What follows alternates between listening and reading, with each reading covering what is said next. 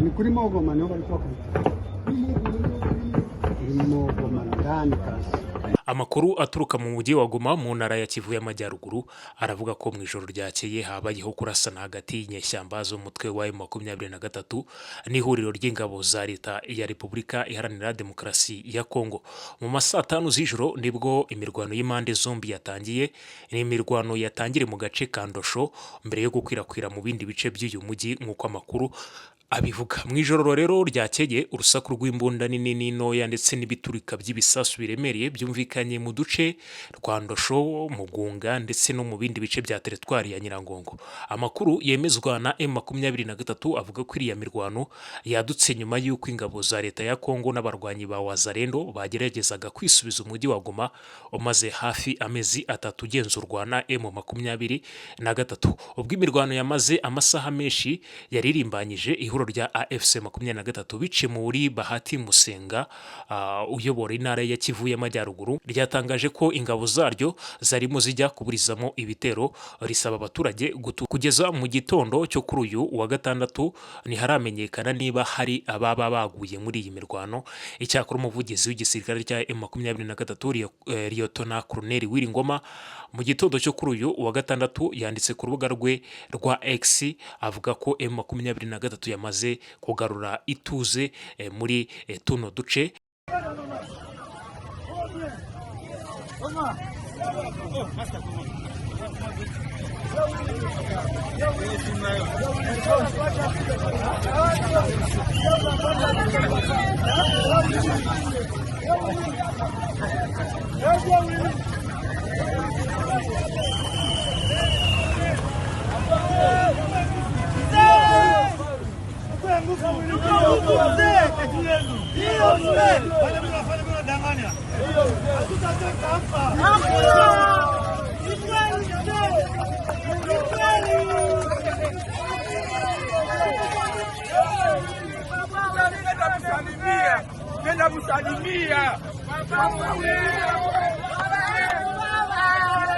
Ati nyuma y'ubushotoranyi bugira kenshi bw'ihuriro ry'abagizi ba nabi FARDC, FDLR, Wazalendo mu bice bitandukanye bya Goma no mu nkengero zayo ibintu byasubiye mu buryo ndetse ituze riraganje. Wiringoma yashimangiye ko ingabo za M23 zihora ziri maso ndetse ko kurinda abaturage ari byo uyu mutwe wahamagariwe. Igoma haraye habereye imirwano mu gihe mu majyaruguru y'uyu mujyi by'umwihariko muri pariki ya Virunga naho hamaze imisi habera imirwano ikomeye. Imirwano iri gusakiranya M23 n'ihuriro ry'ingabo za leta ya Kongo rigizwe na FDLR, FARDC n'abarwanyi b'imitwe ya Wazalendo.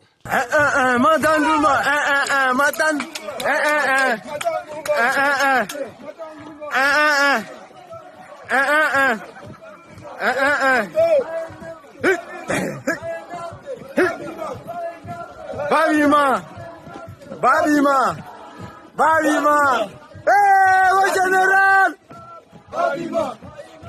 Babima!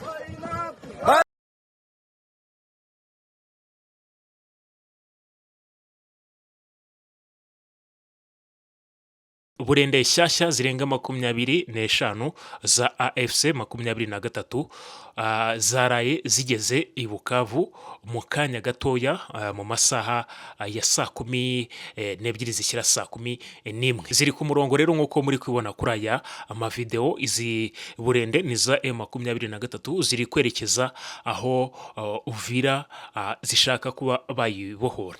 Nk'uko byatangajwe n'ikinyamakuru Kivu News 24 cyavuze yuko igisirikare cya ARC mu magambo y'imine cyangwa mu magambo arambiye aricyo bise Congolaise Revolutionnaire Army, ubwo ni ihuriro rya M23 ndetse na AFC mu bya gisirikare ryagiye kubohoza cyangwa kubohora Uvira. Biri no kuvugwa yuko imaze imisi iyi Uvira yaragezwemo n'aba barwanyi ba ARC cyangwa M23 nk'uko biri kuvugwa.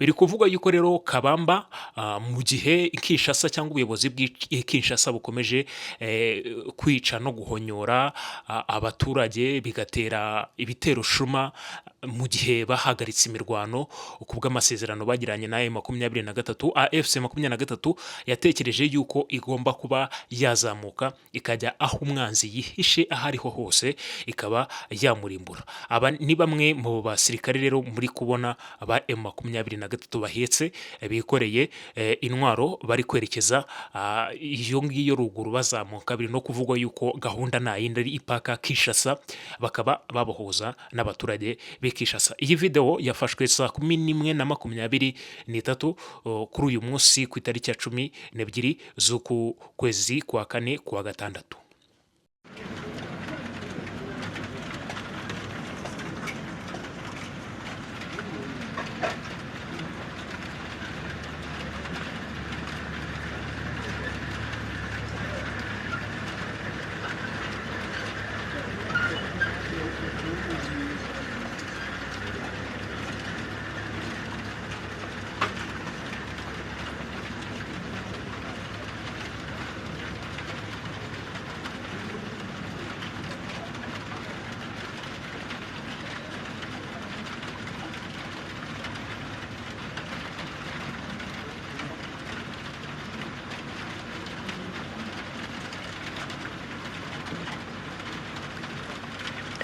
Si bapada kuwi.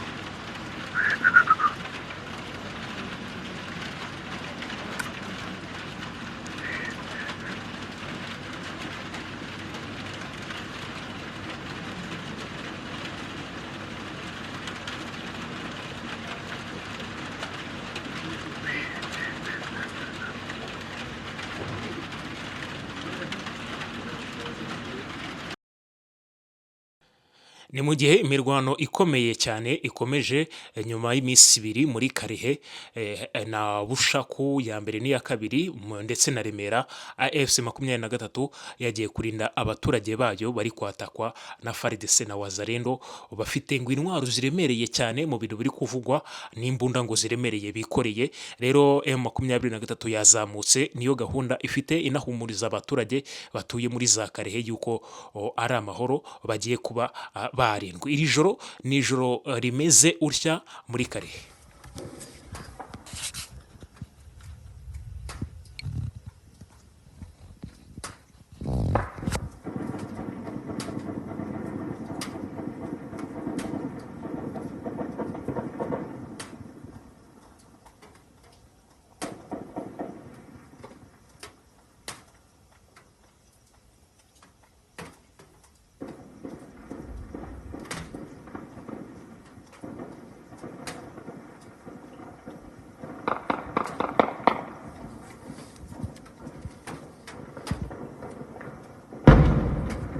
Ubu tuvugana M23 ikaba isohoye itangazo ivuga uko byifashe mu mujyi wa Goma. Iri huriro AFC 23 igice cyaryo cya gisirikare cyatangaje ko mu mujyi wa Goma habonetse ituze nyuma yuko uruhande bahanganyemo rugizwe n'abarimo FARDC, FDLR, Wazalendo bagabye ibitero mu nkengero z'uyu mujyi ugiye kuzuza amezi 3 ugenzurwa n'iri huriro. Ni nyuma yuko mu ijoro ryakeye humvikanye urusaku rw'amasasu menshi mu bice bikikije umujyi wa Goma wafashwe na AFC 23 mu mpera za Mutarama uyu mwaka. Amakuru avuga ko rero ibi bitero by'uruhande rwa leta ya Kinshasa bigamije guhungabanya umutekano w'abatuye uyu mujyi wa Goma, kimwe nuko ari byo gushaka kugerageza kureba niba uru ruhande rwakubura imirwano yo kwisubiza uyu mujyi wafashwe na M23 tariki ya 27 Mutarama. Nubwo amahoro yagarutse muri Goma,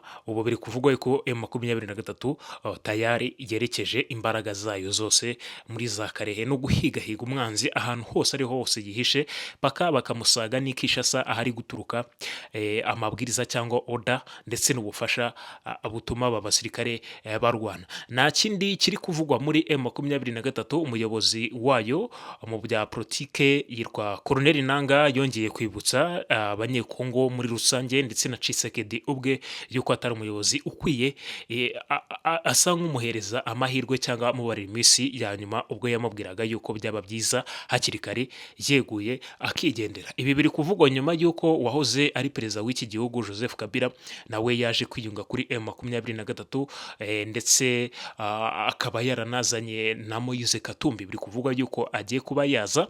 Rero mu yandi makuru ari kuvugwa M23 yafashe bamwe mu basirikare ba Wazalendo cyangwa FARDC bari kugenda bagaba ibitero cuma mu duce twa Karehe. Uyu numwe mu bo bafashe warayufashwe Mateshwa, ubu ngubu akaba ari mu maboko ya M23. Iyi ni mateka ifatiwe ku Mucaca. Huyu ameteka nyara kati ya vita ya leo. Ndo huyu hapa ku Mucaca. Yafashwe n'icyamamare cyitwa Scorpio General Titinyaga 2e secteur.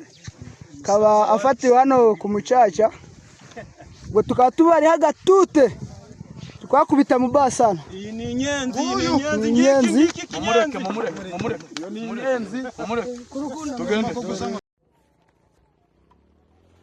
Aba ngaba ni abantu twahuye bagendaho nyine, mbona bambaye uniform yacu ku maguru y'amaboti. Noneho nza kubabaza, mbabajije baza kumbwira ko ari abasirikari ngo bakoraga irumbishi kwande. Mwakoraga kwande? Bakoraga kwa Bravo Rifa. Ngo bakoraga kwa Bravo Rifa, ngo gusa ibyo ntago byanyuze kubera ukora kwa Bravo Rifa gusa ukabutagira imbunda ntate ni wambaye uniform ya Cibote aba ari ikibazo.